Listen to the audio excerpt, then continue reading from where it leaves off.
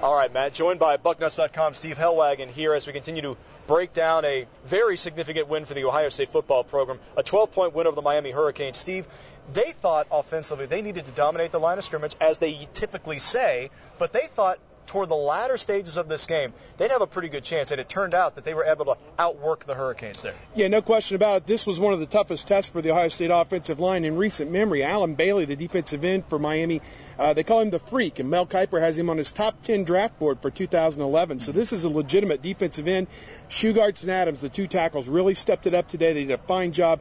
Pryor had the time he needed when he needed to complete a pass. They gave him plenty of time, and I thought overall the offensive line played pretty well in this game. Offensively as a whole, Steve, they rack up more than 400 yards total offense.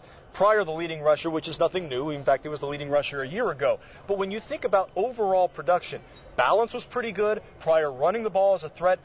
400 yards against the Miami defense, I think, is a significant number. I would agree. I think that certainly Pryor had one of his better games as the quarterback at Ohio State, and this is one that's going to start that Heisman talk churning when you do that against a defense the caliber of Miami's. Today was the most calm as I ever was, man. I was sitting there making jokes and stuff in front of Tressel and Sis and stuff, and going up and talking to all the fans on the team walk. I mean, I was just so comfortable, The only other thought is the red zone.